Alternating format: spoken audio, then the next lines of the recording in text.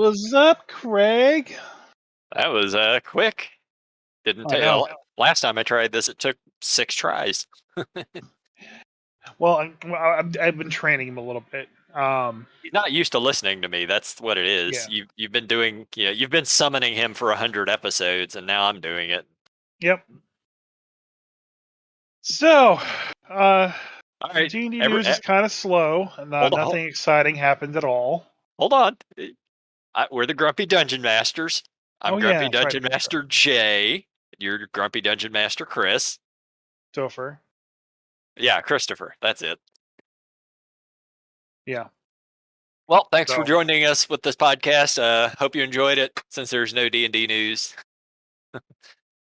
so are we calling this 6th edition? Are we calling it 5.5? Are we calling it 1 D&D? Are we calling it D&D 1? Right, so there is quite the debate online that I'm seeing here and there. I am personally going with 6th edition. Okay. What are you on? What I Given the amount of changes that they're doing, I am also um, in the camp of calling this a new edition of Dungeons and Dragons. However, the base mechanics of the game is not changing. it So it rarely ever has though. no, it has greatly. I mean, From I mean, second to third, there was massive change in the mechanics. yeah, and then Initiative initiative changed. There were a lot of things that changed from third to fourth. There was a lot of massive change. change. There were a lot of changes, but the mechanics did not particularly change. You still Now, had. let me be clear. When I say mechanics, I mean like not just like, oh, you roll a die and you attack and all that. That's just how the game is played. When I say mechanics, I'm talking about like the base mathematical calculations on how things are balanced and built. Now, in 4th edition and 5th edition, like you can't take a monster from 4th edition and play it in 5th edition as it stands because the 4th edition mechanics just don't work. Even though the stat Okay. block looks exactly the same, an 18 strength over there is base minimum, whereas in 5th edition, that's like the highest you get. Hit points are drastically different. Yeah. Oh I mean, God. Yeah. yeah, Yeah. getting hit points is the same, but you have twice the hit points in 4th edition because mechanically the game deals out more damage. Well, if that's the So, case, then we're looking at a 5.5 and not a 6. and that's why they, as wizards, is not looking at this as an addition change. In my opinion, and they haven't said that's the reason why. But to them, since the mechanics and the math behind the game that runs the game isn't changing, to them it's probably a 5.5 instead of a That's fair. 6. The Um, online argument I've seen is, and it's probably correct, is that the fact that they're planning to make it backwards compatible, to quote them, yeah, with 5th edition, the like third and, and 3.5, and they were the same damn thing. So right, and because of that, because the base math is the same, you can't pull up a kobold. A kobold's going to be a kobold. You use any kobold, and it's still going to work. Use a 4th edition kobold, and your party's going to have a bad time. yeah, fair enough. Hope. um, so so I think it's a 6 because to me there's so much changing on the surface that even if the background mechanics of the game aren't changing, it it's enough that I think that calling it a 6th edition is a nice clean distinction between the two. And then saying that adventures from 5th edition and 6th edition to work together because the mathematics are the same is fun. So to me, Yeah. it's 6, but we'll have to wait till the community gets done. Um, The I'm not one thing calling it one D&D. the one thing I have seen that everyone is behind is no one is calling it 1D&D. Yeah, I'm not calling it one D&D. I may call it D&D 1 if they swap it around, but that just gets confusing with first edition. Yeah, no, Just it's 5.5 or 6. That is what the community's going to call it. yeah. So they should just. I mean, when D&D Next came out, they wanted it to become D&D Next. They wanted the next iteration of Dungeons and Dragons to be the final one, and they would just update it over years.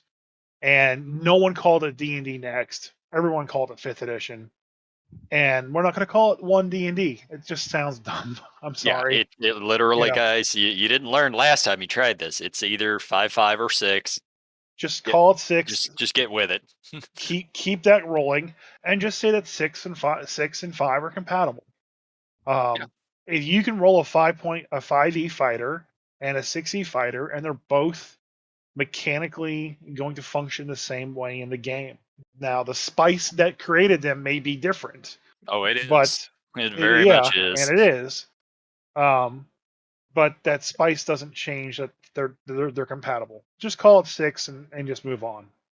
All right, so let's sort of dive into this. So everything that we talk about throughout the course of this podcast, this is all Unearthed Arcana.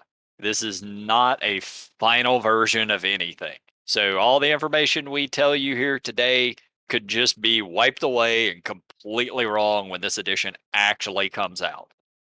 Yeah. Just to cover ourselves on that. So, I love the fact that now that Wizards owns D&D Beyond, that they've integrated D&D Beyond into the playtest. So only people who have a subscription, and subscription is free to D&D Beyond. Um, it's just a very sneaky way to get everyone to subscribe to D&D Beyond, and then like, oh well, I can just buy the player's handbook. Oh, I can participate and get this free stuff. Oh, I guess I just bought all the books for no reason. Oh well. I like the fact that they're kind of tying it in together, because as someone who uses D&D Beyond a lot, I'm already at home. You may And not like it. for me, it serves zero purpose. I don't really care that they're tying it in. It makes no difference to me either way. Yeah, but you can't get the UA materials unless you have an That's account. and that is the one thing that really upset me. The fact that I can't get access to that Unearthed Arcana, their upcoming stuff, without having an account. And let's be fair, I have an account with them. I've had one for a couple of years at this point. I have never purchased anything off of there. I never will purchase anything off of there.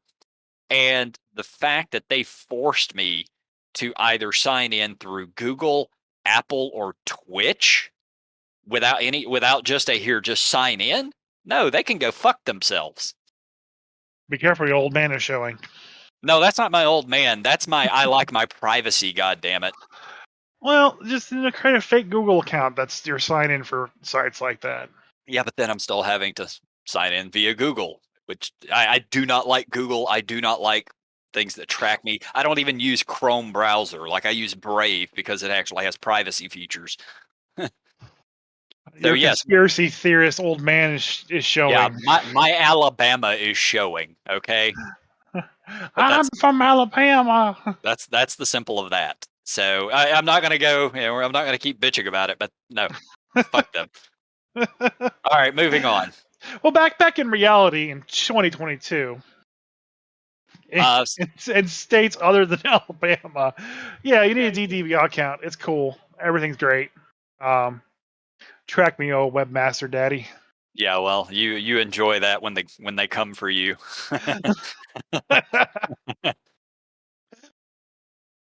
They'll never find me since they can't find me online, which is definitely not true since I have a Facebook account that I use all the damn time.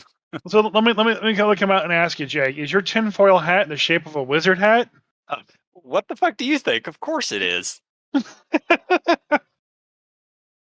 Uh, All right. oh my god. So let's look at some of the actual changes Oh, I could do an hour on this. Oh, we could start this other podcast of conspiracy theories. uh, sorry. All right, so they've changed a lot of the racial stuff. For one, we'll come back to this one when we actually get down to backgrounds, but they have changed stat bonuses and they've removed them from race and thrown them onto backgrounds.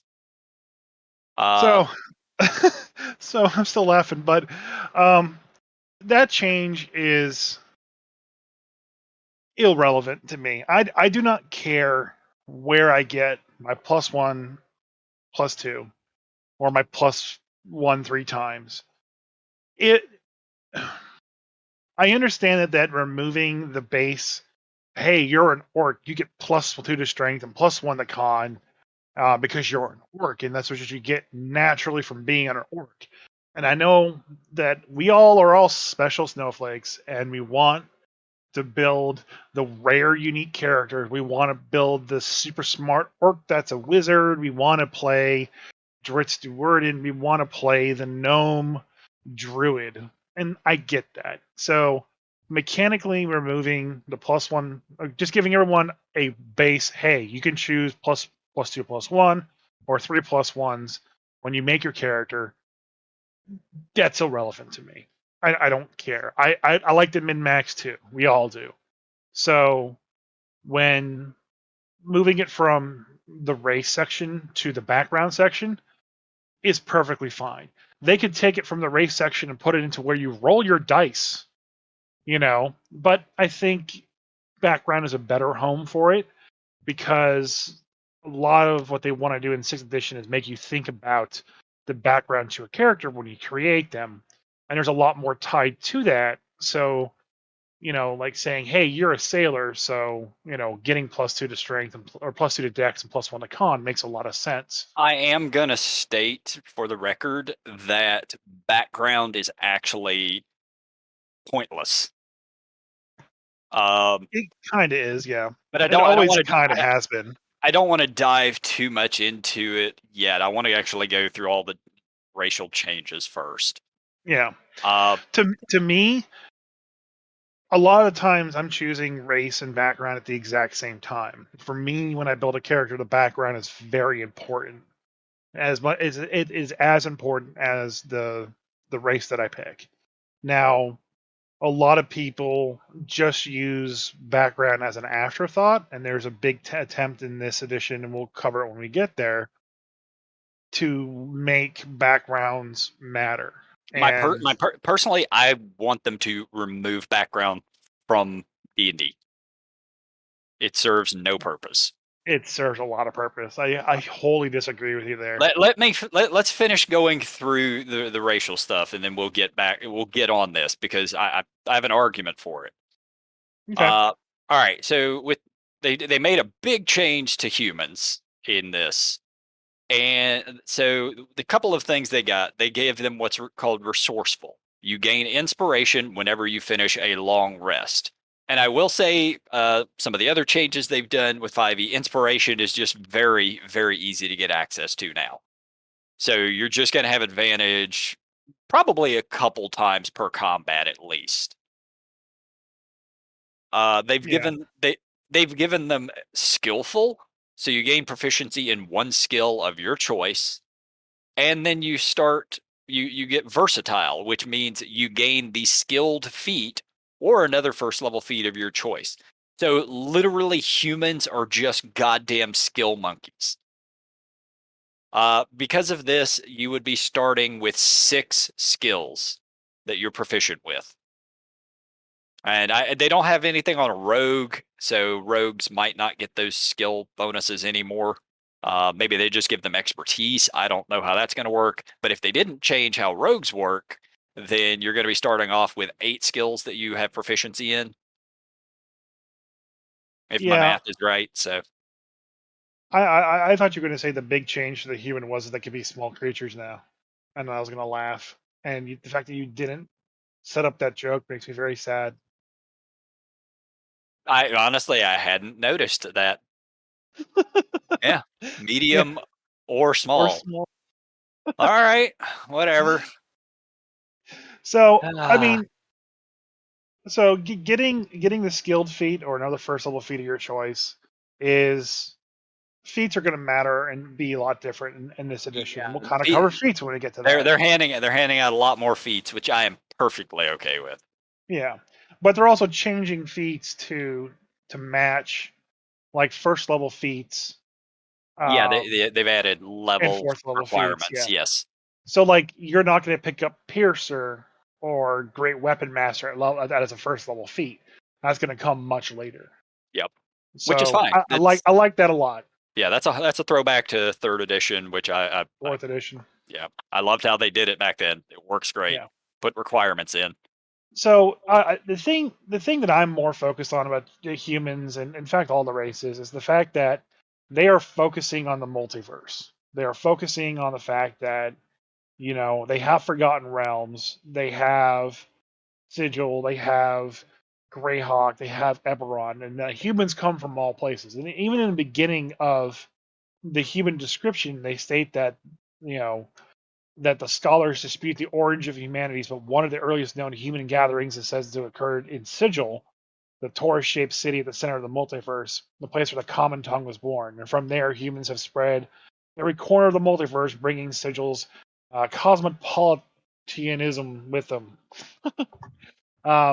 So the focus of these races, and as they're building these out, and especially in this playtest, and I think for sixth edition as a whole, I'm just going to call it sixth edition until I'm Yeah, corrected otherwise, that's what we're calling it throughout this podcast. is that they're focused more on this is now a system for all of D&D.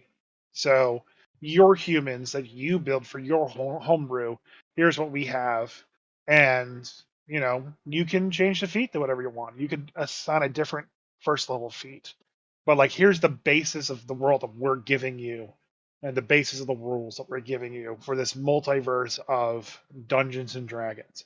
So that's how I think a lot of these changes are kind of taken into effect. So one, That actually falls in line with my thoughts on backgrounds being kind of useless. yeah, because like there is one new race that we're about to talk about That next. we are about to complain about. But also, I want to go through the race real quick. So humans, of course, and then there's Ardlings, which is the new one. Yep.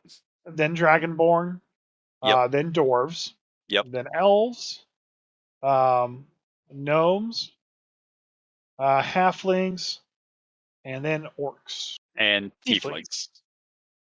And so those are the nine races that they're thinking of starting out with. So they moved orcs they got rid of half orcs and they just brought orcs in. And they do have this section at the very start talking about if you want to be a half orc or half gnome, whatever, you're allowed to basically be a half whatever. Call yourself Be what you half, want. Just pick yeah, one of their stats, and that's it. yeah. So you just take the mishmash and pick which ones you like as you kind of like ping pong down through the racials.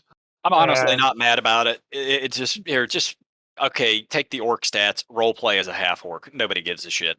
one of the best selling DMs Guild creations from one of the Storytime Collective uh, uh, releases this year, it was called "An Orc and an Elf Have a Baby." I I bought it. I never read it, but it went like gangbusters. It's like gold medal or something like that. That's A lot of fantastic. people love it. So yeah, so you could be an orc and an elf, and basically just choose like I want to live as long as an elf, but I want to have the orc savagery feats, and you know that's what you are. You get to pick everything else. So they kind of basically you can multi-class now your race. Yep. All right. So let me read you what my notes that I actually wrote down for Ardling are. What the How about you read fuck? what an ardling is? Is the Yeah, it actually reads, "What the fuck is an Ardling?" That's what I wrote. Uh, so go ahead and Ar- tell everybody what an ardling is I'm according gonna to read. Sixth. I'm going to read their words on this. Ardlings are supernatural beings who are either born on the upper planes or have one or more ancestors who originated there. Their bright souls shine with the light of immortal beings who call the upper planes home. An Ardling has a head resembling that of an animal, typically one with virtuous associations. Depending on the animal, the Ardling might also have soft fur, downy feathers, or supple bare skin. The Ardling's celestial legacy determines the animal it resembles. An Ardling gains a measure of magical power from their celestial legacy as well as the ability to manifest spectral wings. An Ardling's moral and ethical outlook is self determined, however, not fixed by ancestry. We'll cover the other part here in a second. So literally, these are ASMR, which already exist in D&D. They just gave them animal heads for some weird fucking reason. So I really don't have much of an opinion on the Ardlings. They just sound weird, and They, just I, okay. They I sound don't, like they're the new counter to Tieflings. which already exist. It's been around But since third edition. so I was chatting with a couple of friends about this, and the only thing that anyone could come up with as an idea of why they would introduce Ardling would be as if they're removing Asimar. Which is not gonna take. I mean, So they can do it, but people like the ASMR. they may be wanting to get rid of any kind of overarching um, Christian influences to the system, and Which kind of coming more into like what do I need to they start reading? Do I need to start reading Tiefling? that was what their guess is. Let's see, Honestly, Abyssal, Infernal. Come on. honestly, honestly, I think that this is just a way to basically give people who want to be animal-like creatures or an animal variant more options. You Probably, know, probably. um, I don't agree with this method of it. I Uh, just run around with a human body and an animal head just seems more chaotic and shamanistic to me yeah, uh, than yeah. than celestial. But that's just me. It also depends too on like what stories they have with them. How are they now introduced into this world because they haven't been around before? Well, they don't actually write stories, so how the hell will we ever find out? Listen, it's my goal to be able to write a story for Wizards. Still, Well, I'm all right. trying. Anyway, there are three celestial legacies that you could pick from. There's exalted, heavenly, and idyllic. Basically, it's lawful good, neutral good, and chaotic good as your sort of legacy. Your Yep. humanoid, you can be medium or small. You get 30 feet of movement, 200 years on average lifespan. As a bonus action, you sprout spectral wings for a moment and fly up to a number of feet equal to your speed. If you're in the air at the end of this movement, you fall. You can use this bonus action a number of times equal to your proficiency, and you regain all expended uses when you finish a long rest. Then you get Celestial Legacy, which basically gives you two spells, three spells that you can cast. Uh, if you're of the Exalted Legacy, you get Thaumaturgy, Divine Favor, and Lesser Restoration at first, third, and fifth. Heavenly gives you Light, Cure Wounds, and Zone of Truth. And Idyllic gives you Guidance, Healing Word, and Animal Messenger. You also get resistance to radiant damage. So that is the Ooh. basics of them, which is very, very, very, very similar to the ASMR. I would love to be a 3 foot tall, um, elephant headed Ardling that just flies around the battlefield. And we're moving on. Okay.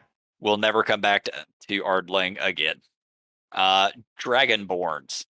So they did a couple of little updates for them. They fucked up their breath weapons again and made them Yeah. useless. Hopefully that's just sort of a typo or something they overlooked because they had changed them fairly recently.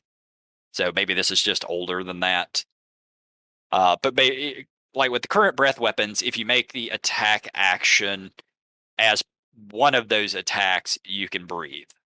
Yeah. And with this, they've just reverted it back to it is your whole action to use your breath weapon, which nobody ever used because it's not good. Yep. Uh, My issue is that your dragon ancestor determines like the damage. mhm. So black is acid, but black doesn't shoot a cone of acid. Yeah, It they're shoots a line typically of acid. aligned. Yes, Yeah. But now all the breath weapons are 15-foot cones. are they? I really don't like that. Um, Oh yeah, shit, they are. Yeah, that's not a good change either. maybe it's just because it's the UA, and like you said, maybe it's an older breath weapon. They just copied and pasted it in. Yeah, Dragonborns don't change really in any other kind of way, except they're just back to they the get dark, base metals and the base chromatic colors. but they get dark Where vision. They get dark vision back again? No, they never had it. They get it finally. I thought the Dragonborn in Maybe in fourth, but they never had fourth it in did. fifth. Yeah, in fifth they never had it. So, So yeah.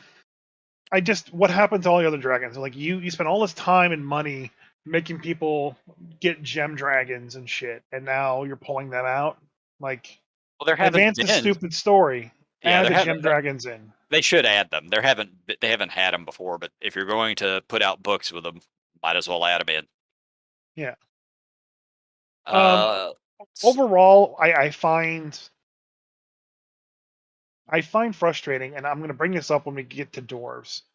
The They are really muddying the waters with ancestry, lineage, and culture, and it's bugging me. And I'll cover it once we finish well, doors. So, other than that, Dragonborns, they get Draconic as a base language. I mean, yeah, you would hope. All right, so dwarves, which is our next one. They didn't. There's not a massive amount of changes, but there's some stuff. There's a lot. You get dark vision and dwarven resilience still. I don't think they had dwarven toughness. I don't really play dwarves. No, they don't. They didn't have that's new. All right, yeah, your hit point maximum increases by one, and it increases by one again whenever you gain a level. So tough as shit. You gain Forge Wise. Your Divine Creator gave you an uncanny affinity for working with stone or metal. You gain tool proficiency with two of the following options: Jewelers' tools, Masons, Smiths, or Tinker's tools. And you get Stone Cunning. As a bonus, and I actually like Stone Cunning. As a bonus action, you gain Tremor Sense with a range of 60 feet for 10 minutes. You must be on a stone surface or touching such a surface to use this Tremor Sense. The stone can be natural or worked. You can use this bonus action a number of times equal to your proficiency bonus, and you regain all expended uses when you finish a long rest. Now, And go ahead. overall, the ratios are fine. I like the changes that kind of buff them up a little bit. I don't like the fact that they took away the fact that they can the old stone cutting was they can basically look at rocks and like understand more of the earth. Mhm. Okay. And like figure out like, oh, this is because this stone was cut this way with a chisel from an elf instead of a dwarf. Blah. Sure. I kind of That's really like that flavor that they added to the dwarves. Yeah, and that's been And a thing with dwarves since the first edition, where they could just look and they know masonry. right. And they took it away. And they took it away because they want dwarves now to kind of exist as much like the humans exist, where it's like, oh, those humans over there in Greyhawk are this, and the humans over there in Dragonlance are this, and the humans in Icewind Dale are that, the humans in Chult are this, and that's what they want for the dwarves. So all the dwarves are now, oh yeah, you're a mountain dwarf, you're just a dwarf though, and you're a hill dwarf, you're just a dwarf though. Oh, you're from the jungle, you're just a dwarf.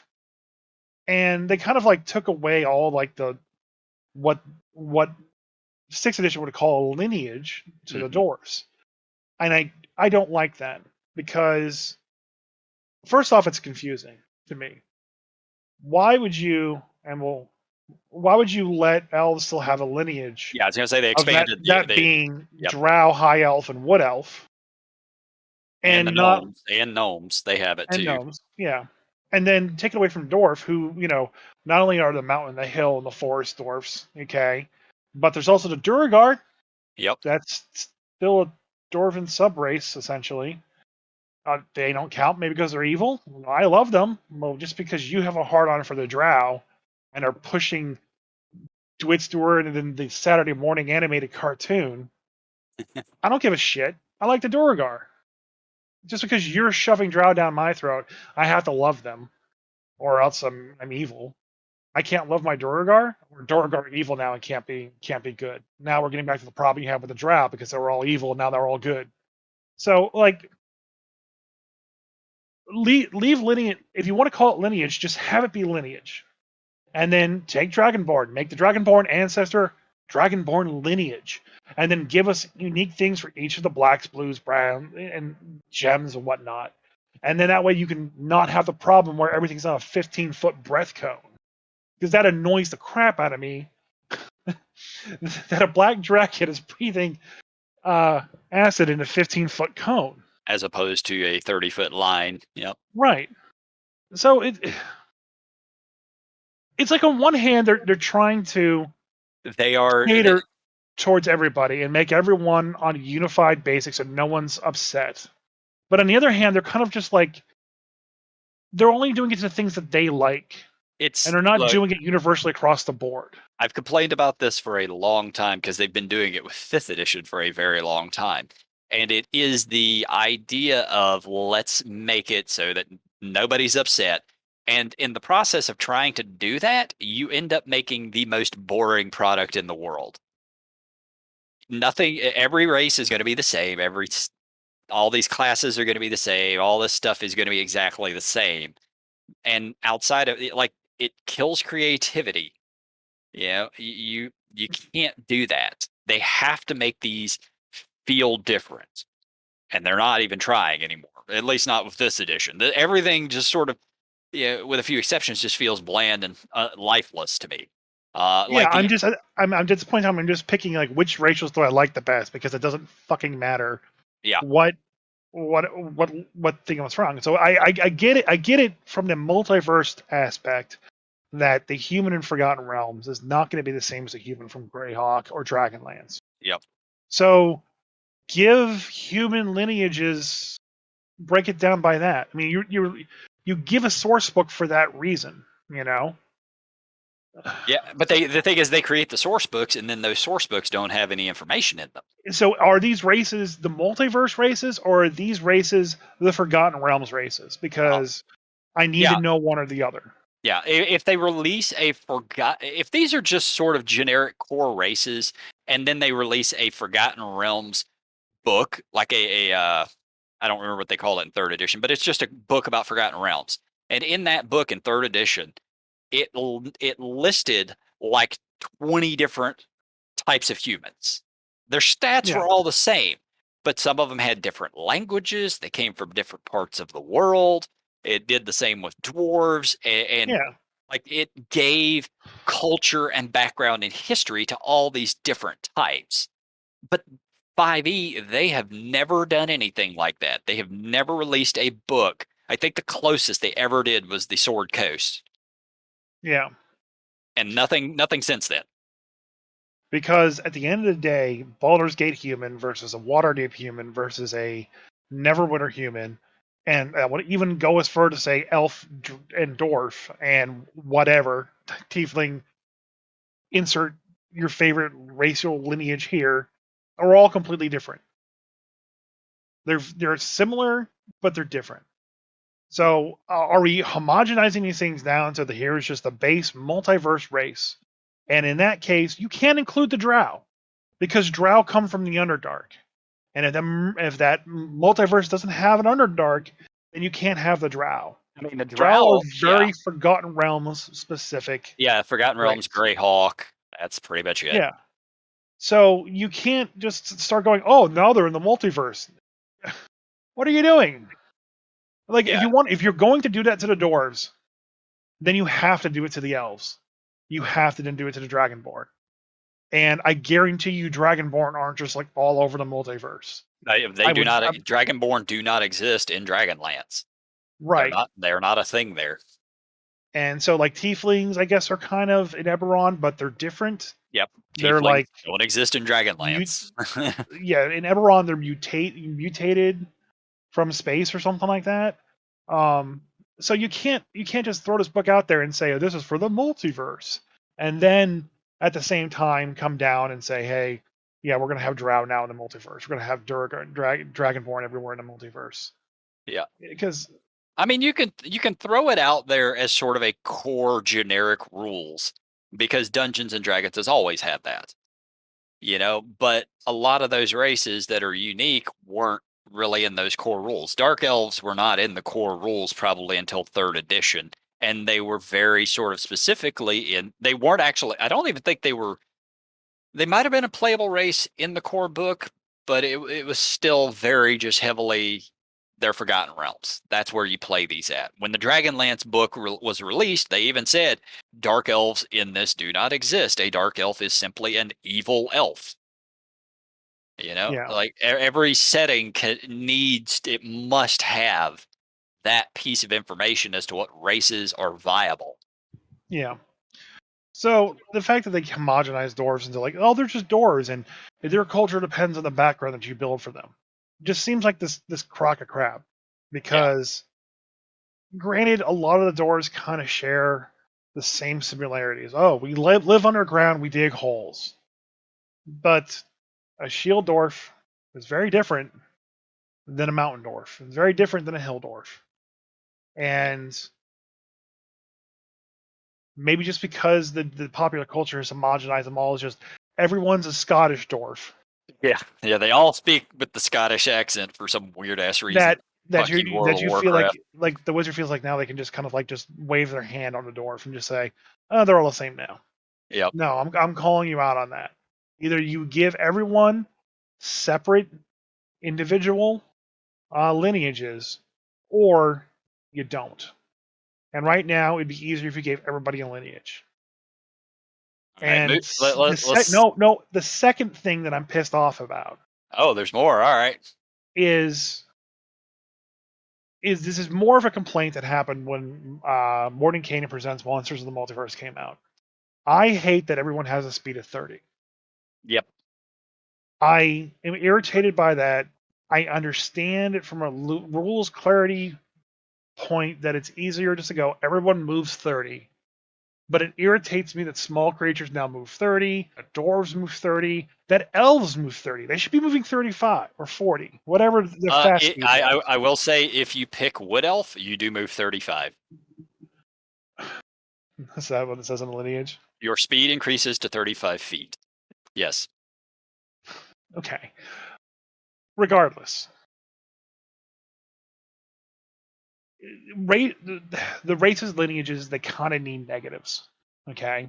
Preach, brother. Right right now, there are no negatives for being one race or another. It's all positive. So it's really honestly pick your min max best. Okay.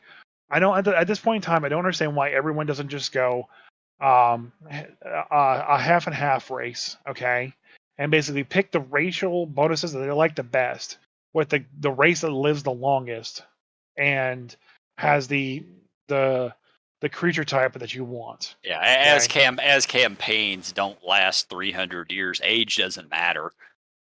No, I mean age doesn't matter a lot of times, but the rules in there for you to basically you take the two, average them together, and that's the result. So why not pick elf as that second race? Now you can live forever. You know, I can be a dwarf and have all the dwarf stuff, but I get to live super long time now because I average elf and dwarf years together. So And there needs to be some negatives associated with each of these races. Whether yep. if it's a stat adjustment, I'm fine with that. That's the way they used to do it in the past. But I understand if they don't want to be like, well, there was a lot of bad stuff when we wrote orcs the first time, and we gave them a -1, and we don't feel that way anymore because we all grew up and when the year 2000 happened. So okay, great. You don't give them -1 to intelligence anymore. But they still need something. Whether it's like, oh, you're an orc, you're a base race now. Okay, that's scary for someone just in the middle of Waterdeep. Give them the terrifying presence thing that, hey, you're going to have problems just running around a city in civilized society. You're a drow. Guess what? Drows don't have any negatives anymore. Nope. Used to be you couldn't play a drow out in public society without everybody wanting to kill you. Right. And then in fifth, they basically said, oh, you're accepted, but everyone's still cautious around you. And we've progressed in the timeline, and Illustrate has come and made Drow mostly good, and Drow are now kind of like worked their way into society of all of Faerun. Now there are a lot of good Drow and a lot of bad Drow, and people have taken the time to understand their differences, and Drow are now accepted. Cool. But guess what? They should still have sunlight sensitivity because they're Drow, but they don't anymore. So you're taking that away. and it's irritating because I remember sitting down with my wife, making one of her first characters for Dungeons and Dragons, and going through the list, and she's like, "Okay, so I'm sensitive in sunlight because I'm a drow. All right, that's cool. Um, I'm going to role play it this way, and I'm going to wear these kind of like bones that I found and chiseled into kind of like sunglasses in a way, so I can see during the daytime." And I'm like, that's really cool. The sunlight intensity is still going to count, but you know, you basically have, you're not just like, oh, the sun's burning my eyes, Yep. all the time. The stats don't change, but for role play purposes, it's you're protecting your sight as best as Right. possible. So the fact that there are no negatives in any of these races in any way, shape, or form is irritating. You can't just take the good and only good, just good all the time. There has to be some bad for it being the different races. Yeah. My There my thought. should be there should be some weird thing with Ardling, like everyone goes, "Ah, what the fuck?" every time I talk to you. Yeah. Yeah. No shit. Like This, I after reading through this, and I've been bitching about the no negatives for quite a while now. I've seriously considered writing up or getting online and finding a like a page of disadvantages. And then when with my campaign, I would require everybody to take one. And it could be simple stuff. Your character stutters, or well, I say that's not simple, but it can be minor, it could be major. If you allow your players to sort of pick, they have a little bit of control over what their disadvantage is. Maybe it's if you see a giant, you immediately take a fear spell or the equivalent of a fear, it stuff doesn't, it like doesn't, that. it doesn't have to be weird things like that. It should be baked in to the racial I agree. It build out of the should. character. It should. At the very least, at the very goddamn least, make gnomes speed of 25 feet. That's enough. That's enough. It's like, oh, I'm a small creature. Okay, I have a speed of 25. Okay, just something, because people are very creative, and necessity is the mother of all inventions, and that applies to role playing games as well too. Being just 5 feet away, like, oh, if I could only move 5 more feet, I could have saved that person. Yep. Damn my stubby legs. Yeah. There's no growth without challenges. The most interesting people in the world are the people who have difficulties or who have been through the shit and overcome it. And what we're seeing here is not going to breed interesting characters. It's just not. Yeah, you're just Uh, gonna pick the stat you like the best, mishmash them together, get your character. It's like, oh, I'm tired of being a human. I don't need all these fucking skills and awesome stuff. But I love how the orcs are savage. So I'm gonna be a half orc, but only look like a human, only present human, and I'm gonna have all the orc yeah, adrenaline rushes yeah, and yeah. dark vision All and the good powerful fighting builds. stuff. Yeah. Yeah, that's all that's gonna happen with this crap. Oh yeah. Yep. All And right. it's We rant got. done. Go to elf. I mean, look, I'm on board with you. I've been bitching about it for a while, and this is just making it even more obvious. So, Elven stuff. They didn't make a lot of changes. They've got the three lineages: the Drow, the High Elf, the Wood Elf. The only thing I really saw that they get differently is they get proficiency and perception skill. Like all elves just get that now. And I don't think they got these spells before. But if you are depending on your lineage, you get a spell at third and at fifth level. They also have the new long rest too, where their long rest is just 4 hours. That's actually been a thing for a long time. No, the old rule, as complicated as it was, is that you finished your long rest in 4 hours, but it still took you 8 hours to go through the whole long rest process. No, okay, whatever. Either way, there's no major changes to the elves. Gnomes, I didn't really compare them to the actual gnomes in 5e. I don't think there was any major changes other than the lineages.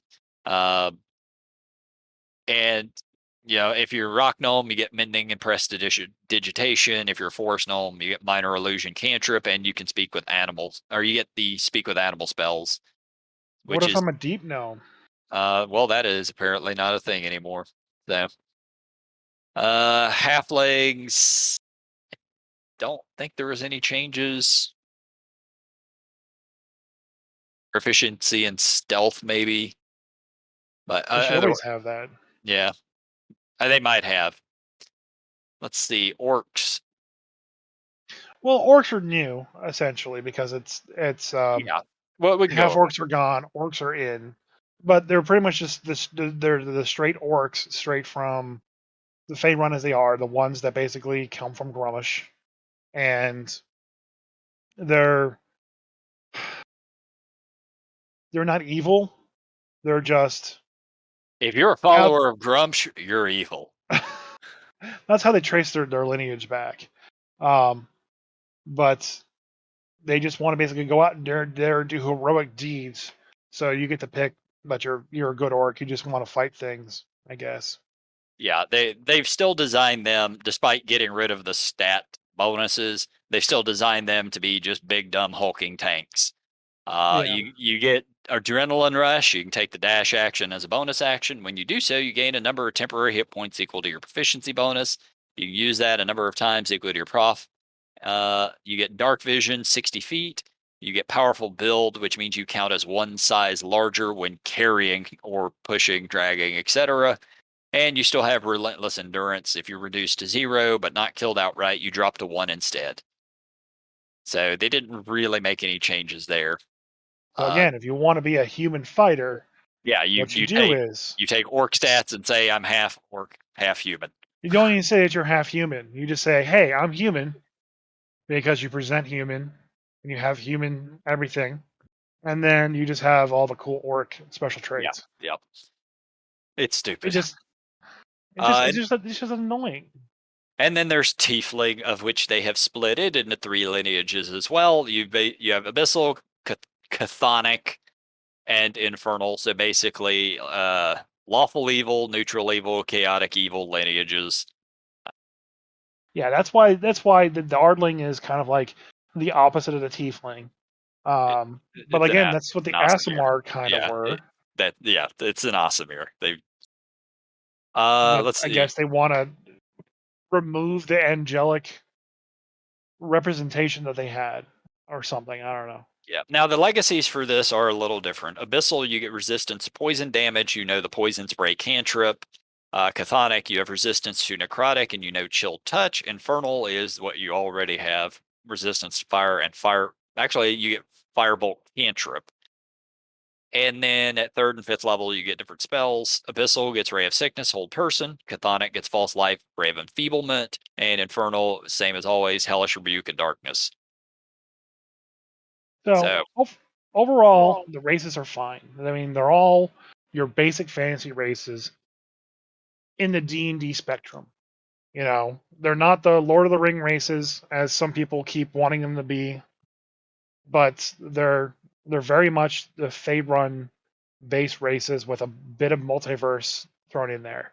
Every single racial block has this X race of many worlds and like how they exist in the greater multiverse and how they stand there. Because they mention Greyhawk and Dragonlance a lot. So it's just they kind of need to come out and just like say, hey, this is either the multiverse races and the general races of what they would be for in any multiverse, and then explain how tieflings exist in Eberron and other places. Um, because if they start homogenizing all the other worlds to be like Faerun, that's just going to be the worst thing ever. oh, absolutely. I'm just hoping that going forward, they actually release lore books on these actual settings that matter. So So the next section, moving after races, is the character backgrounds, and the character backgrounds let, let me let, are let me read some of this real quick, and then I can yeah, explain why I say this is entirely pointless having backgrounds. So the very first thing it says under building your background is using the rules here, you can build a background from scratch or customize a pre-made background focusing on details related to the backstory you have in mind for your character. It's that very first part. You can build a background from scratch, and they basically tell you how to do it. Ability scores: when you determine your character's ability scores, choose 2 of them and increase one by 2 and the other by 1. Alternatively, choose 3 ability scores and increase each of them by 1. Skill proficiencies: choose 2 skill proficiencies. Tool proficiencies: choose 1 tool. Language: choose 1 language. So why have acolyte? Why have artisan? Why have charlatan? Why don't they just say, here you go. Here's your, you get 3 stat points, you get 2 skills, you get a tool, you get a language. You start with 1 feat, because it does say choose 1 first level feat, and equipment, you get 50 gold. There's no point in actually having any of these listed out if you can just build what the hell you want. So the reason, if you had actually watched the video I linked you, uh, they talked about how they want backgrounds to basically be as important, more important than choosing the race for a character. You know, when you create a character and you sit down and create a character, they want you to basically kind of ask yourself a couple of questions. Um, who are the character's ancestors? How did the character spend the years leading up to a life of? How did the character spend the years leading up to a life of adventure? And then from those 2 questions, pick your race, a background, and a language. So they, and just like they let you kind of like choose the half breed option for the race, you're allowed to basically choose your own background that fits the character that you were trying to build. So from the standpoint of, you get to choose +1, +2, where your stats go, you get to choose your tools, you get to choose your proficiency in your language. Yes, if you want to get that customized with your character and you're min-maxing that hard, and you're That's not even making min your maxing. That's and you're that's making your literally human fighter with the orc racials, and you're coming down here to tool efficiencies, you can pick the tools that match, and you can make the background story that adds to your background story. But if you're just trying to make a character and you want to just pick up something quick, they have provided a number of sample backgrounds for you to choose from. So half to your point, everyone builds your own background now. yeah. But if you don't care about the specifics, or don't have the time, or just don't care, you can choose a sample background. So when you're building your human with orc racials, you can just choose gladiator and be done with it. Okay? Dungeons and Dragons has always been a game about rules and regulations when it came to character creation. Yes.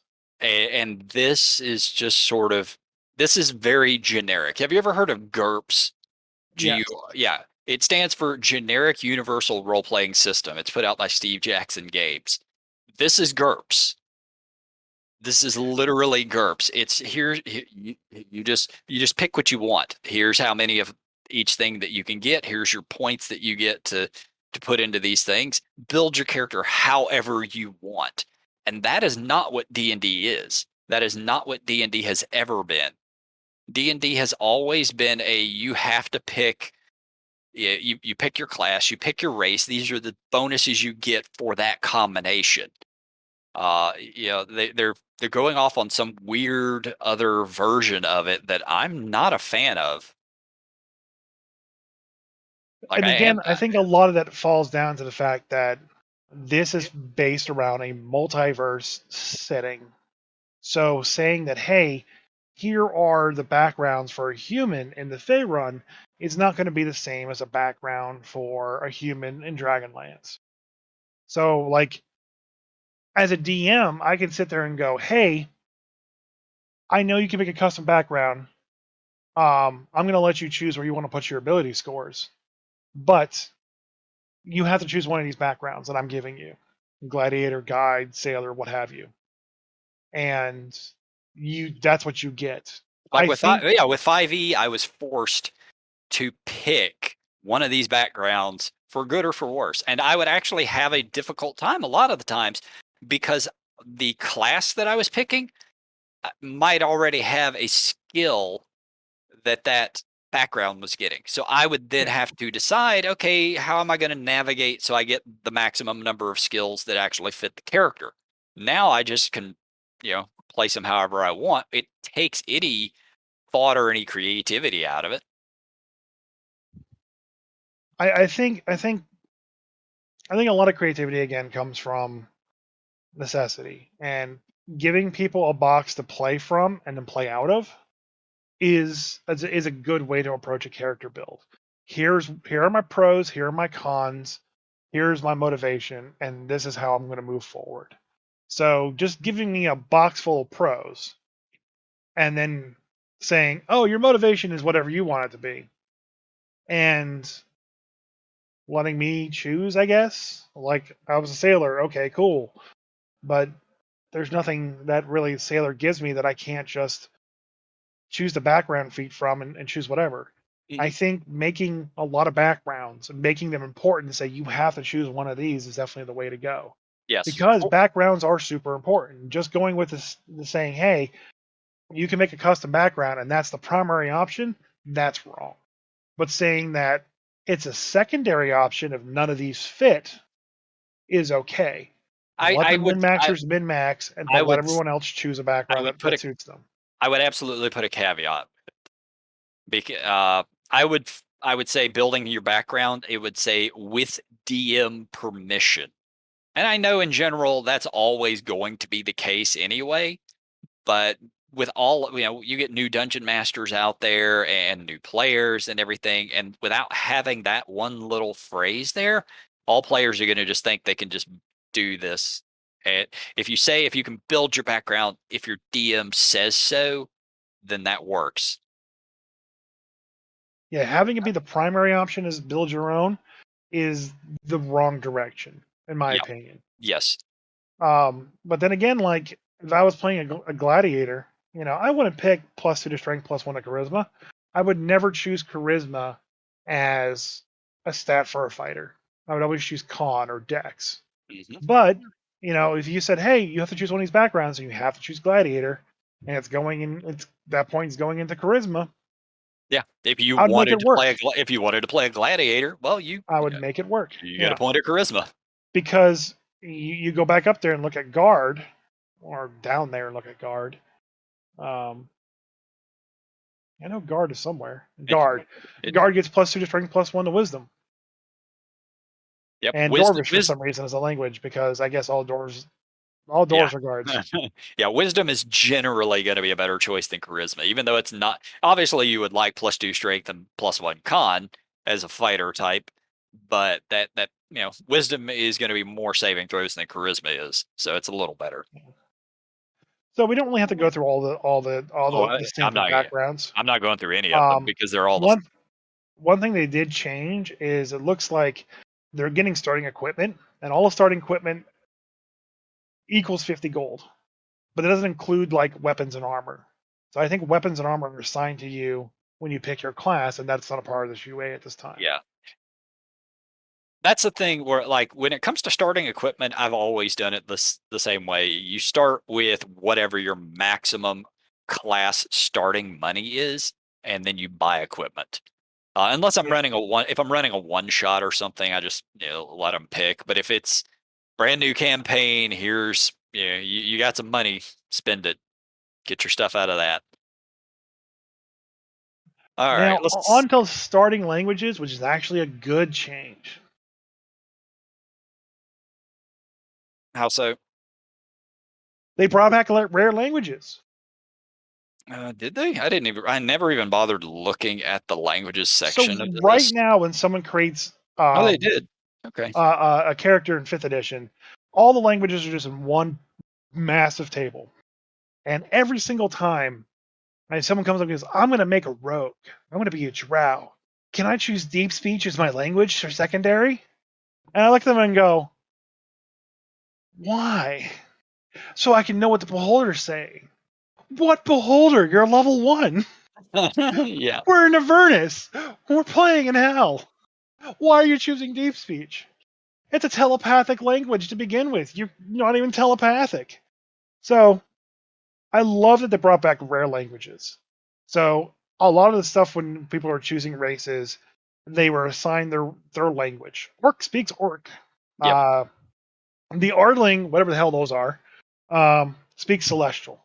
You know, and the Tieflings, depending on their lineage, got Infernal or Abyssal. And so essentially, you can go through and you get a standard language, and then depending on your background and or your initial race, you could get a rare language. I think some of the feats give you a rare language as well. I believe there was a criminal background that they gave as a sample. No, And just looking at the sailor, you speak primordial, which is a rare language. I don't know why. Yeah, but you do. hey fish, bloop bloop bloop bloop bloop. Yeah, I'm it's a speaking little primordial to the fish. Bloop bloop bloop. little weird, but all right. I mean, Criminal gets thieves can't. they better. Honestly, well, just being a rogue, you should get thieves can't. Don't even need to be criminal. Well, I don't think they're gonna add. They're gonna have you choose languages based on your class. No, they should just get it. It should Yeah. be a thing that they get. So they have standard languages and rare languages. I like that. Yeah, and they didn't Um, really change anything. They've just separated them into yeah. two groups. Honestly, they need to take this a step further and have standard, rare, and exotic, and move deep speech out of rare languages into its own category as exotic. Same Yeah, thing for rogue for thieves can't, because that's an exotic language. Only rogues and or druidic. criminals, yeah. And same thing with druidic, yeah. Like all those should really be a little bit more rare. Like I shouldn't be able to get something from a rare language table and pick thieves can't. Yeah, That's kind you of have to actually be hanging out with the druids to speak druidic. you just got to eat this mushroom, man. Yeah. All right, let's get on with the feats here. So Uh, one thing we didn't cover when we went to backgrounds is the fact that every background chose a feat of first level. yes, The it did. sample backgrounds. But when we talked about the building our own separate one, you get to choose a feat. Yep. So we kind of hinted at this earlier. Feats now are divided up by levels, and some feats basically lead into other feats. So all that's shown right now are the first level feats, Yeah, and only a and handful of them. We're not going to go over all of them, but some of them they actually made changes to. So we do yeah, want to kind of cover those. yeah. So like a lot of them is like alert, for example. Yeah, That's a you very change. very powerful um, feat in fifth edition, and usually just the one guy that always has like the high perception just takes alert, and it's even more alert. Yep. Um, and so what they did for that is to kind of like make it a little bit less required. Is anyone who takes the first level feat of alert gets when you roll initiative, you get to add your proficiency bonus to the roll, which is nice. Not That's not based on any stat like Dex or anything like that. Yeah, it's not just Um, a straight up +5 anymore. It's your yeah, proficiency bonus. yeah, which is a lot better than just a straight number. Yep. But also they get now initiative swap, where once they roll initiative, they can swap their initiative with somebody else as long as they're not incapacitated. Somebody who's And I willing, somebody an Yeah, ally. Yeah. an ally probably, No, it says so. You a can willing swap your ally. initiative with a willing ally.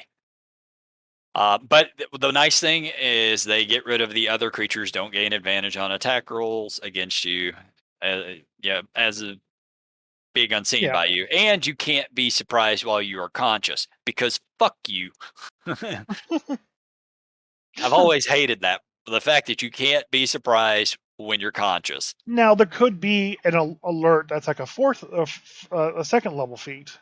I'd be fine with a That higher level, and if you're fourth level Right or seventh level or whatever, and take when another you get or to eighth fourth level. level, you can choose a second level feat, And if there's a second level alert and it requires you to have the first level alert, Yeah.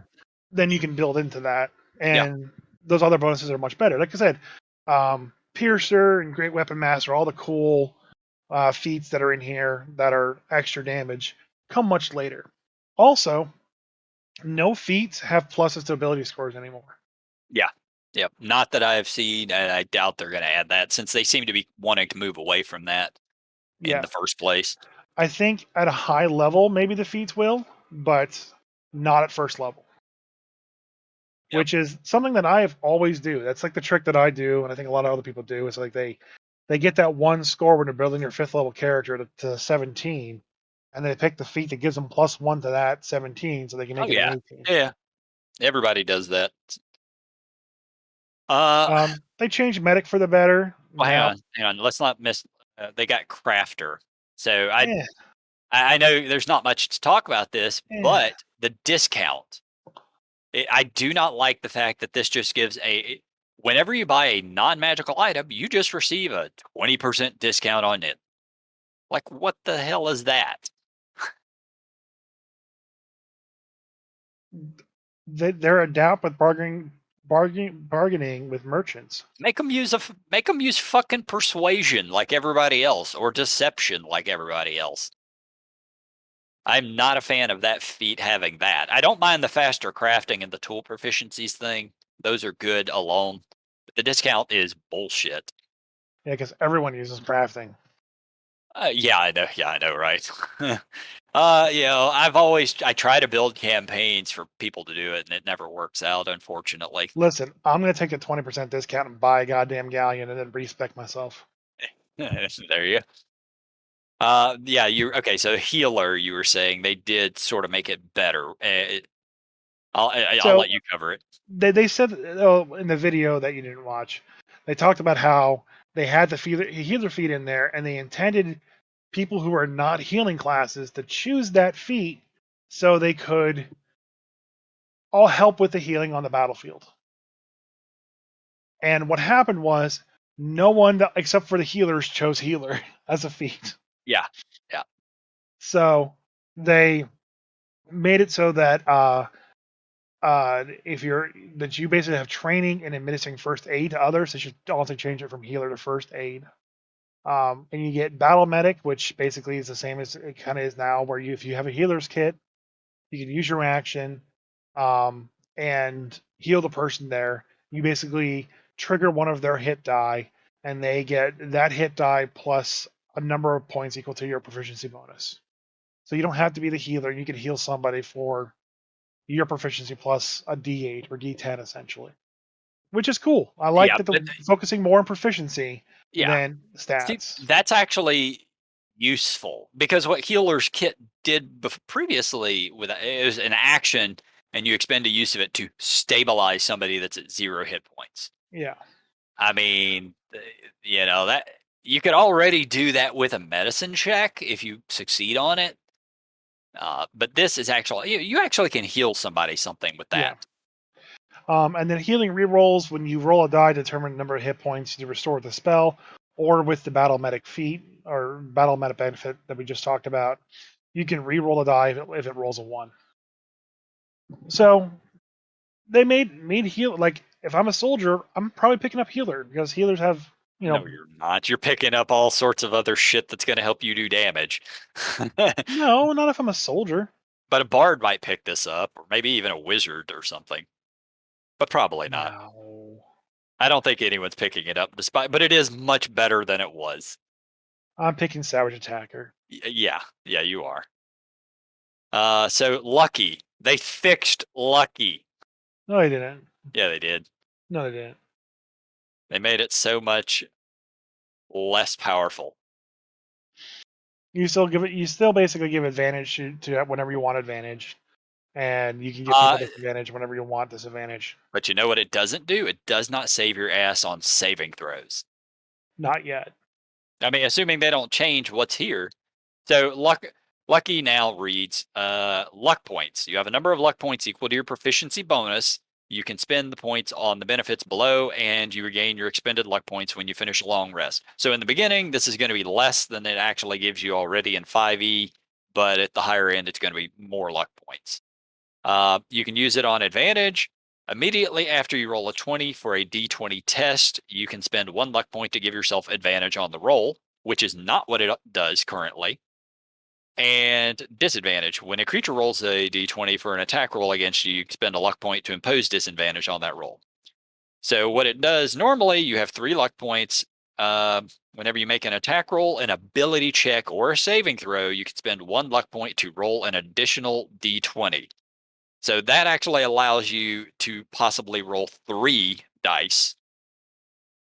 You can Yeah, I choose to know. you can choose to spend one of your luck points after you roll the die, but before the outcome is determined, you choose which of the d20s is used for the attack roll, ability check, or saving throw. You can also spend 1 luck point when an attack roll is made against you. Roll a d20, then choose whether the attack uses the attacker's roll or yours. If more than one creature spends a luck to influence, blah blah blah. But anyway, this is Yeah, this is much more in line than what previously was. but I like the fact that I can just close my eyes and stab into the dark Yeah. And roll 3 dice. and roll 3 dice and choose the one I want.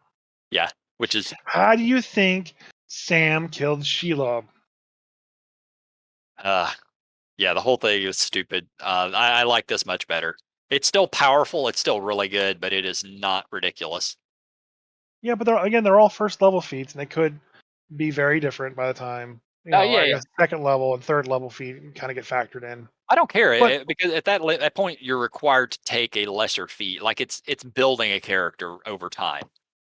yeah, so that's a big takeaway. Feats are now leveled up, and different feats do different things, but they're still great cornerstone pieces of your character. And the only other one that the only other feat I wanted to cover myself was musician. And it's not super powerful or anything, but I'm just glad they added it. So, instrument training, you gain tool proficiency with 3 musical instruments of your choice and inspiring song. As you finish a short rest or a long rest, you can play a song on a musical instrument with which you have tool proficiency and give inspiration to allies who hear the song. The number of allies you can affect in this way equals your proficiency bonus. So it's Wait, just so where is the cool musician feat? maybe the leveled up one. I don't know. No, no, there needs to be one in here where it says you have inspiring song and you need to have like haunting ballad or something. And basically, you stand on top of a trailer home and Yep. play Yep. Metallica and it's summon all the bad guys to you. Yeah. That needs to be in there as a part of the feat. Well, honestly, I think that's just a thing you can normally do. So if you just take musician and then you go into literal hell and stand, within a On few an hundred infernal war machine on an infernal war machine within a few hundred yards of and play Master of Puppets because all the that's bad guys canon who in want to eat Faerun. you. Yeah, all these, all the flying demons and devils that want to murder you anyway, and just start playing Master of Puppets on your loot. And I'm willing to bet you they're going to show up.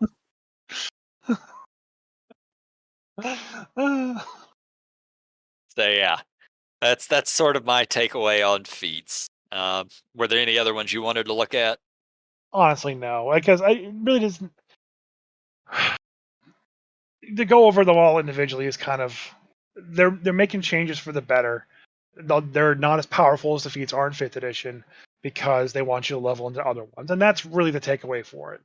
Hmm. Um, if you're really interested in knowing what each of the feats are, look it up, give feedback to Wizards when they ask for it, and Yeah, we can I help mean, build a better game. Woo! there's only a handful of other feats that we're not covering, and honestly, they didn't really change much. Certainly not enough to waste our time on. Let's see. What other things do we have? Well, D20 test. oh, hold on. So just keep on going through. Arcane spells. Um, they we'll cover this in a little bit, but they have a section for arcane spells, and spells are now divided up into 3 separate schools. We'll cover that Yep. in a second. They talk about artisan tools.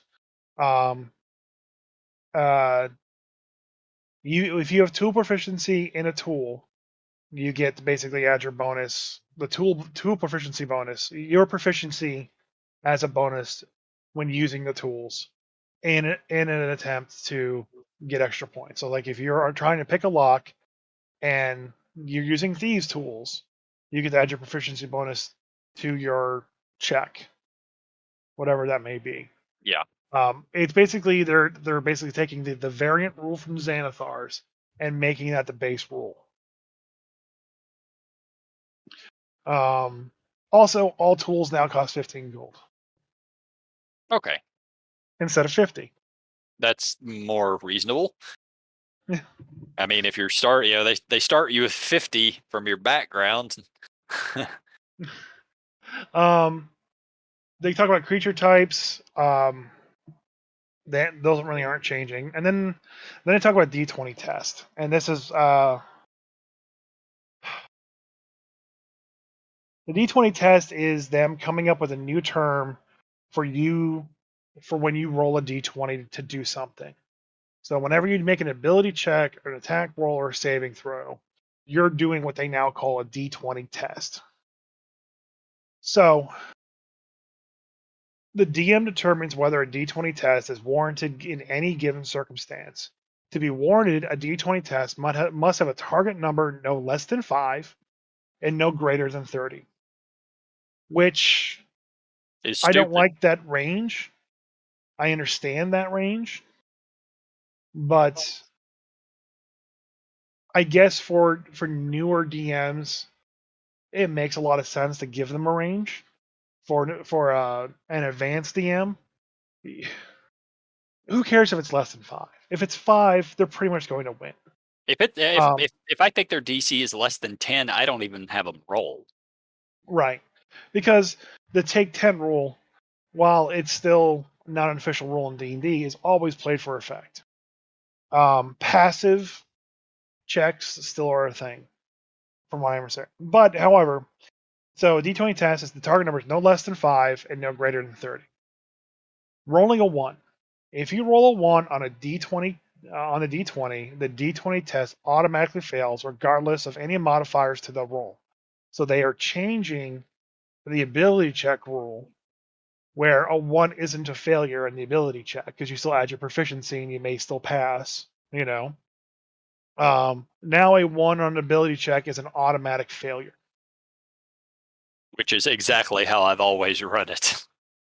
That is not how I run it. I run it per the book, which is like you still add your ability Yeah. score, and earlier levels it doesn't matter much. When you start getting around like 8 and 9, a 10 is I easy to beat if you roll a 1. I, I play with guys. Most of them have been playing for a long time. We're like third edition and earlier. It's just you roll a 1, you failed. Yeah. So now if you roll a 20, if you roll a 20 on the D20 test automatically succeeds regardless of any modifiers to the roll. A player also gains inspiration when rolling the 20 thanks to the remarkable success. Rolling a 20 does not bypass limitations on the test, such as range and line of sight. The 20 bypasses only bonuses and penalties to the roll. So, Now, which is already how I already play it. so I want to seduce the dragon. I rolled a 20. I get to seduce the dragon. No, you don't. No, You don't get to seduce the dragon just because you rolled a 20. And the dragon's not going to sleep with you. You horny bard, go to horny jail. yep. Now, they need to make that very clear that you can't just roll a persuasion check, get a 20, and have the king take his crown off and give you the kingdom. He's not going to do that. Okay? They I, need to really define that the automatic success, that they say it there where it only bypasses bonuses and penalties, but it doesn't bypass limitations. I think that's a thing in the DM's guide. I don't know for certain, but I think it's in 5e. It was absolutely in earlier editions. Everything when it comes to charisma checks basically has limitations. Most people that you run into are straight up neutral. And But the if you get into a conversation with them of some sort and you roll like a nat 20 on that, that still isn't going to change their liking of you by a massive amount. You know, Right. it might put you on their slightly better side, but it's not going to make them just automatically go sleep with you, give you all their money. It's never been a thing But it is a thing to a lot of tables out there who because have they don't know DMs better. Yes. who don't know better. So they need to be very specific. It doesn't bypass limitations, range, line of sight, character composure, and be more specific about when the 20 success isn't a success.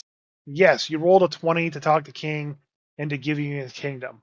Uh, The 20 success means he doesn't execute you right there in the spot.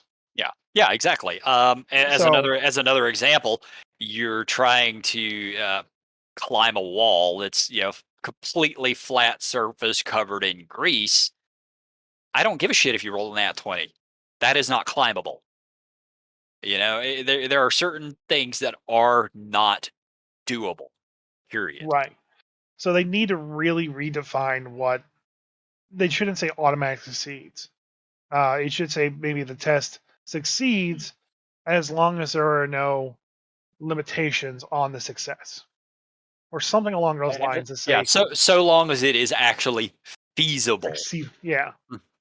So like I'm fine with like a feat of strength. I roll a 20. I'm trying to throw a rock. I'm gonna give a good example. So I want to throw a rock. Okay. Yep. And I need to throw the rock 100 feet. Okay. However, if that's possible, this rock I can throw it that far. I have like a 20 to strength, and I'm a gift, so I'm bigger. All So I'm right. going to throw the rock, and I roll a 20, and I add my strength to it, and consider a large creature. So I chuck the crap out of that rock. Hmm. And granted, let's just say it's only going to go my strength modifier Yeah. times four. We're going to ignore the actual distance that you would be Right. allowed to throw a rock anyway, which is probably 120 feet, but, So yeah. So or now 60, whatever it I'm is. just throwing it. I roll a 20. I hit it directly on the mark. That's the success that it is. If I roll a 1, I should still be able to add in my strength and should go far, you know. Hmm. I don't like this automatic failure, automatic success, hard tied in thing. I like the way it is where yeah, add your bonuses in and you may still fail, but maybe just not as spectacularly if you didn't have anything to plus, Yeah. you know. I am absolutely a fan of auto success and auto failures. I've always played it that way, but at the same time, it's like we've already explained. There are times it is not possible. So So rolling a 20 on an attack roll and getting a free crit. They are changing the crit rules. Um, they only provided some of the changes in here, but essentially, it's this. Weapons and unarmed strikes have a special feature for player characters, critical hits. If a player character rolls a 20 for an attack roll with a weapon or unarmed strike, the attack is also a critical hit, which means it deals extra damage to the target. You roll the damage dice of the weapon or unarmed strike a second time and add the second roll as extra damage to the target. For example, a mace is 1d6 plus strength. It's now 2d6 plus strength on a crit. If your weapon or unarmed strike has no damage dice, it deals no extra damage on the critical hit.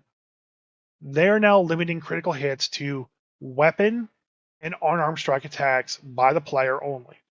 yep. Spells no longer critical hit if it's an attack roll spell. And monsters via the DM no longer critical hit at all. Now that's not stated here, but in the video where they talk about the UA rules, Jared Crawford brought that up. DMs don't crit with monsters anymore. Yeah, it's also the way this reads. I don't think this doubles smite damage. I don't think this It does doubles not. sneak attack damage It does not. It only doubles because weapons. it says it very specifically. You roll the damage dice of the weapon or unarmed attack a second time. It doesn't say you roll all of your dice, or And you you double the and you amount. want to know why it's no longer that way? Because Sure. they said that they got feedback that it was too confusing when they hit a crit and had sneak attack to roll all the dice twice. How the fuck is that confusing? How? Did these people not go to school? Did you not have a fucking math class in ninth grade? Oh my Well, god. it's not really a math class, man. It's just like basic comprehension of roll your dice Yeah. twice. And I will say this: the amount of times that comes up as a problem when playing Adventures League is a lot. Like I have people who are seasoned players and like, oh, I rolled a crit, cool, and they'll double their weapon, but they won't damage the smite. Or they newer players they don't get like, yeah, roll all the damage for this attack twice. Oh, so I got to add it up So twice? No, so no, the no.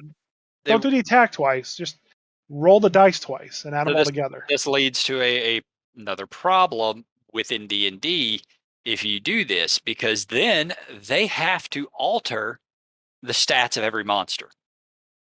Because crits, while not every combat is going to have a crit, the amount of hit points that monsters have is still based upon the ability to do that level of critical damage.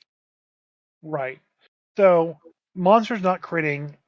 The logic behind that is they want to start working in um, recharges and critical hit effects for monsters.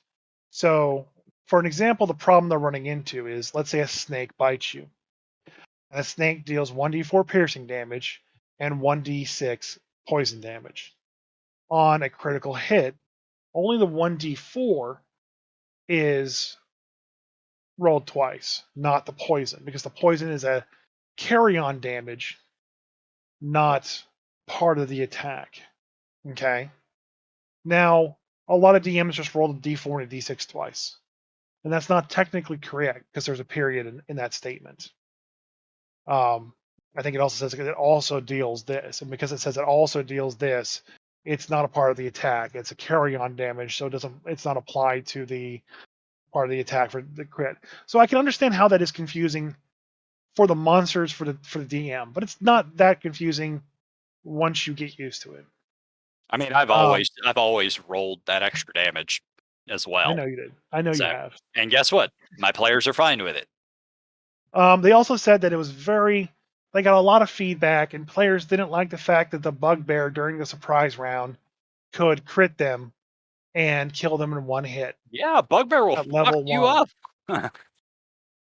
So, like in that case, the 48 sucks, but you're level one, you're dead. Yeah, sucks to be you, you know? And like, you can't coddle players like that. No. I have killed. There was a girl I was trying to date, and we're playing D&D together, And you killed her. and I killed her with a crit in the first round of her first game ever. I'm not holding back. I don't care who you are. I'm trying to impress you. I'm trying to DM. Yeah, Like, exactly. I get it. It does suck, but that's just part of the game. With this hard, even getting your ass kicked by a bugbear. Okay, your first level bugbear comes in there, oh, 4d8 damage, shit, you're dead on the ground. Guess what? You have 3 rounds for one person to heal you one No, fucking you're hit dead. point. At 48, you're dead. You're dead, 40, dead. no, no, you're probably taking half of 4d8 plus their strength bonus. You're going to take a total of maybe 18 damage on At level average. one, that Yeah, kills most players no, it does not kill outright. most Yes, it players. does. No, if you're a fighter, or say you're a rogue, so you have a D8 of hit points, then you have a Mm-hmm. +2 con modifier, then Mm-hmm. another D8 of hit points. It might kill you, but if you're a fighter, you're probably going to survive that. Let's see. Fighter's a D10 plus con, so it's 13. So he'd be bleeding out. Yeah, So the average of a 48 plus three, I think, is with the bugbear. probably. Um, It'd so be 40. 19 maybe would be No, average. it's It's going to be, yeah, it's 21 actually would be the average. 22. Either 21. way, Yeah, 21. So 21 is the average. Okay. Yeah. So the warrior's bleeding out. The barbarian's bleeding out. The rogue is dead. The wizard is dead. The bard is dead. well, The sorcerer is it dead. sucks to be The them. druid is dead. The artificer is dead. How many people actually use massive rules in the game? That's Not not many. massive. That's a base rule. If you take your hit points I know what the in base rule negative is. damage, Okay. That's actually called I think No, massive was if you took 50 or more in one round. I don't Yes. know what it's called, but anyway, not most people don't even use that rule. I use that rule all the time because I killed many a Yeah, player you in kill Adventure Space. everybody. You like killing fucking characters. That's your favorite thing to do.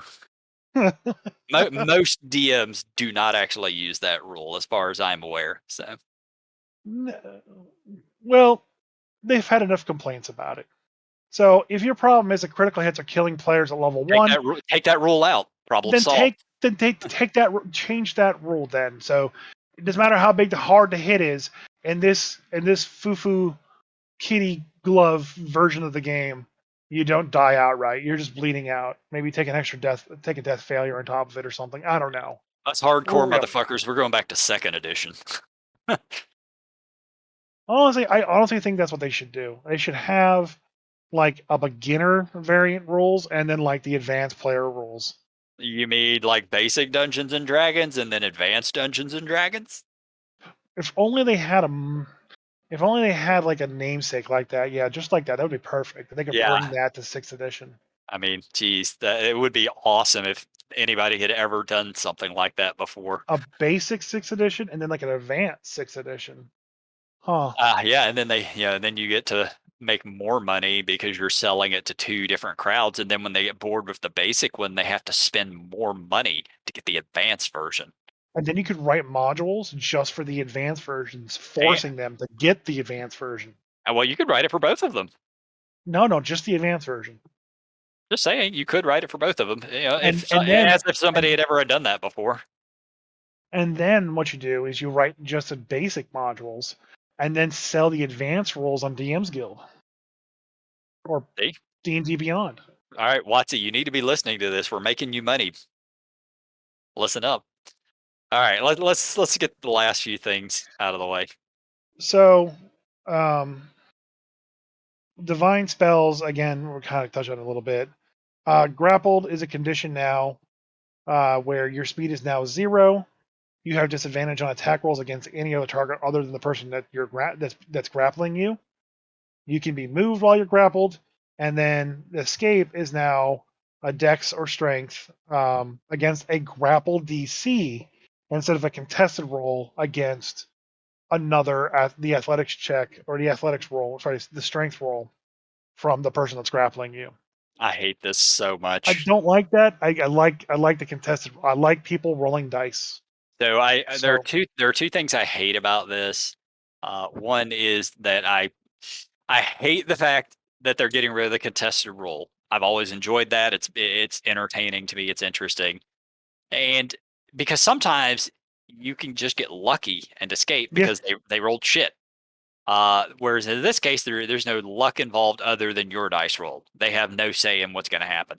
The other thing that I really hate about this is that it is no longer an action to escape grappling yep, just because at the end of your turn. grappling generally sucked anyway, but at the same time it was still somewhat useful because if you wanted to get out of it, you had to expend your action to do so. Now you just get a save at the end of each of your turns. Yeah. Not good. Yeah, not the best change. I kind of agree. Incapacitated, you're now inactive, which is you can't take actions or reactions. Your concentration is broken. You can't speak. And if you're incapacitated when you roll initiative, you have a disadvantage on the initiative roll. Yeah. Those are all right changes. Like I don't think the concentration thing was part of it previously, and the having disadvantage on initiative roll. Yeah. Those are the new parts to that. I didn't look The, up every single one of these. So. the last condition they added was slowed. They brought slowed back from 4th edition. Slowed means you spend 1 extra foot of movement for every foot you move using your speed. Attack rolls against you have advantage, and you have disadvantage on dexterity saving throws. Which is literally what the slow spell does. So Mostly. now it's just no. I mean that's more or less what it does. Now it's just a condition. There's a couple other things that it does a little different, but Um, so here those are the conditions that they've added and done. The two other big things to note is inspiration. So they want people gaining inspiration a lot. So whenever you crit, you get inspiration. humans get inspiration right from the get-go. Every long rest. Musician feat gives you inspiration. Yeah, there's Right. tons of ways of getting it now. So what they want you to do is they want you using inspiration like all the time. They found that people in fifth edition are either like me and never handing out inspiration, or the players are getting inspiration and never using it. So they want to instill people with using inspiration more. I can kind of agree. It's a mechanic that's not getting used to its fullest extent. Yep. So tying it into the base rules of spells and other things where you gain inspiration that way, and you're allowed to trade inspiration with other people. Um, someone like if you have inspiration and you roll another crit, you can give somebody that crit's inspiration, and that's okay. I'd have to see how that plays out to see if it's too much inspiration, but it's still the same thing. You just get advantage when you use it. Um, so Yeah, the you other thing is do you you do lose it. lose Yeah. it on a long rest. So they really want people to use it quite a bit. Whenever I do, just as a funny side note, when I do Adventures League, I usually eat at the Chinese place that's right next to the store. And I always get fortune cookies. And I don't eat the fortune cookies, so I throw them in the middle of the gaming table, and I call them the fortune cookies as inspiration. And whoever grabs it and eats it during the game gets inspiration. Nice. They have to eat Yeah, all of it though, including the fortune. So that was the first person the first time someone actually grabbed the fortune cookie and tried to use it. They go, "Do I have to eat the fortune too?" And I was like, "Of course you do." And they did. I would have. And I was like, "You don't have to eat the." I was kidding, man. He's like, "Oh, all right." So the next big kind of notable change in the UA is unarmed strike. So I'll read the whole block I here. read it and I didn't really see any changes, but go for it. An unarmed strike is a melee attack that involves you using your body to damage, grapple, or shove a target within your reach. Your bonus to hit with an unarmed strike equals your strength modifier plus your proficiency bonus. On hit, your unarmed strike causes one of the following effects of your choice. Damage. The target takes bludgeoning damage equal to 1 plus your strength modifier. The target is grappled, and the grapple escape DC equals 8 plus your strength modifier plus your proficiency. This grapple is possible only if the target is no more than one size larger than you, and if you have a hand free to grab the target. Shove. You can push the target 5 feet away or knock the target prone. This shove is possible only if the target is no more than one size larger than you. So, They didn't really change it. They just combined all three of them under what they're referring to as unarmed strike. correct. So they what this is going to be feedback that I'm going to give them, right, is that I like from fourth edition, charge was something that anyone could do. Grapple and shove is something anyone could do. But people like rarely remembered that they could do those things because it was a separate thing. You know, like I want to grab them or I want to shove them. And when people think of grapple, in this case, it's a one-handed grabbing of somebody versus tackling somebody, which is a whole different thing. Like I want to jump on them and knock them prone, kind of thing. Mm-hmm. So lumping these under unarmed strike as like separate effects that happen when you grapple somebody, I think it's the wrong direction. I understand that they're trying to make it easier to say unarmed strike does these three things, and everyone knows this now. No, unarmed strike is you punching somebody. Shove is Yes. a shove, grapple is a grapple, a tackle is a tackle, a charge is a charge. They need to add charge back to Well, a as an action. they need to add a few things to this because nobody does grapple. Grapple is fucking garbage. It always has been in 5e. In third edition, you also had pin, and then you could actually do damage. So if you could grapple somebody and then you could win another grapple check against them, not only were they grappled, but they were then pinned to the ground so they couldn't attack. And then you could actually start doing damage to them. Yeah, Like you could actually build a character who was designed to grapple as their primary attack form, and it was yeah. reasonably effective against characters who were not, massive sized. Obviously, you're not going to do that shit to a gargantuan sized dragon, but maybe to an ogre. Now going back to feats, the Tavern Brawler feat, which is kind of a new one, gives you enhanced armored strike, which adds bludgeoning damage 1d4 plus your strength instead of the normal You're unarmed right. strike. Yeah, that's been You around can for a while. reroll. You can reroll ones with your unarmed strike damage. You can shove, And when you shove, you also deal damage, and then you can also use the furniture as weapons. Yep. Which has been around. That's been a thing too. Yeah, it's been around for a thing. But if they want to start focusing more feats on unarmed strike and lumping those all together, then they need to go the full thing. Just call them, instead of calling unarmed strike, call it unarmed attacks. Okay, and then give me the tackle and the charge. And make it really something worthwhile. That this is what you can do when your spells are gone, and all you got is a 2 weapons God gave you. I call it scared, and oh please to God don't hurt me. And the orc calls him beat down. Yep. Yeah, like that. I really would like for them to add in a little more stuff for for the pugilist. We'll just say that. Um, so that was really the biggest change, and from the glossary. Um, uh, so spells. Yeah, The last thing we'll talk about from the UA. Spells have basically been moved from the schools and placed into 3 separate categories: arcane, divine, and primal. And on the surface, I like it because that's kind of how I already view spells in my head. yep. I That's don't kind of really how everybody view, does. Yeah, yeah, I don't view a necromantic spell versus an enchantment spell versus a evocation spell. I mean, granted, those were like the subcategories, but it's still, to me, it's arcane, divine, and primal. yeah.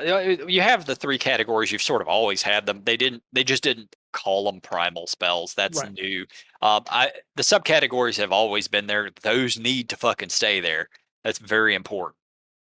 So, without seeing the class listings, right now, druids and rangers get primal spells, and they can only pull from primal spells. Clerics and paladins get divine spells, and only they can pull from divine spells. Except for bards. Bards would probably have access to a little bit of all of this. No.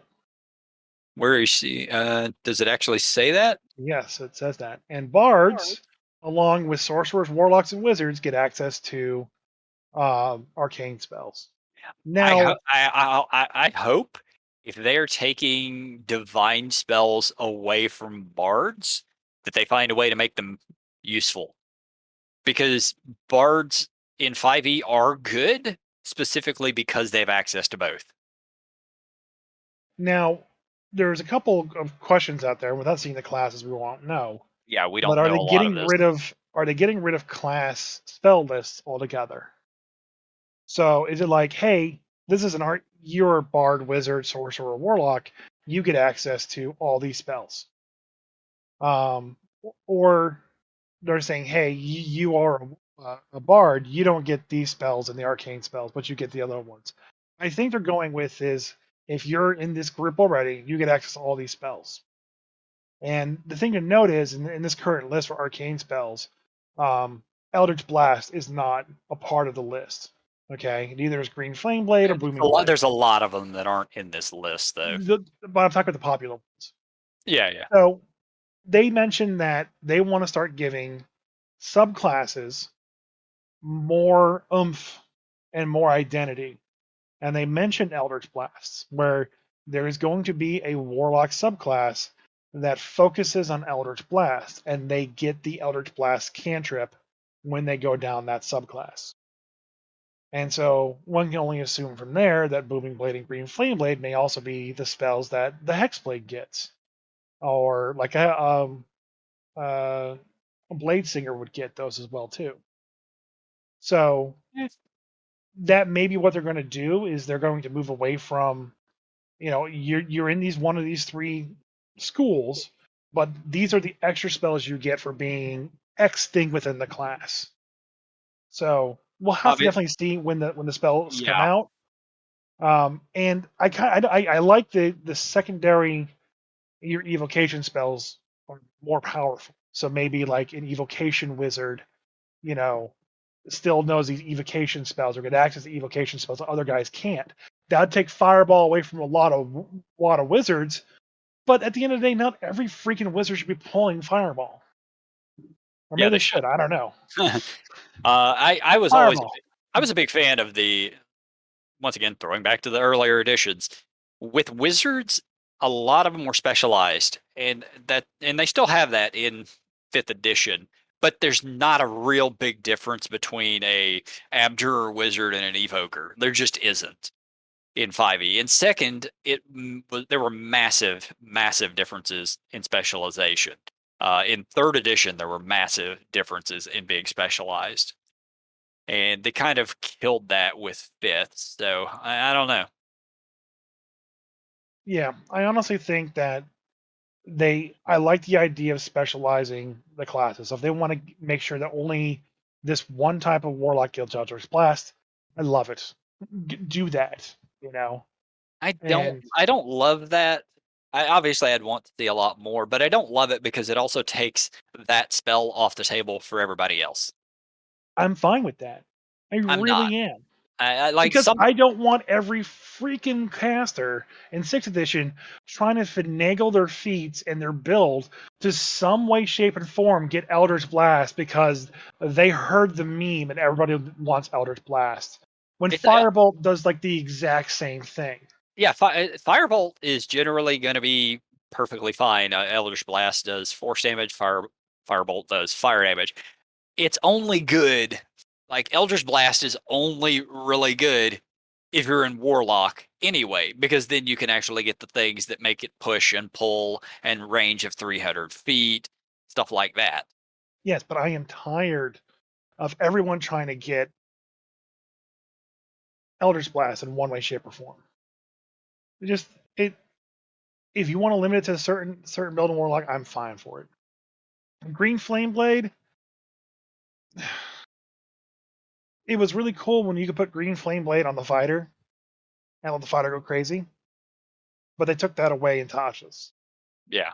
So if that's the route they want to go, if they want to make a Blade Singer or Hexblade and just use Green Flame Blade, I'm fine with that too. If they want to make specialized cantrips, I'm okay with that. And as long as those specialized cantrips lead to specialized spells down the road that resemble a cantrip, like a Green Flame Blade that has a bonus action like Green Flame Explosion Smite later on, cool. I'm cool with that.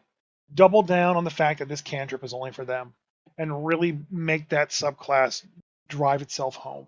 I mean, I said I don't love it, but I also don't hate it because at the same time, that's kind of what they already do. Like your class, you should have access to certain abilities that nobody else has access to anyway.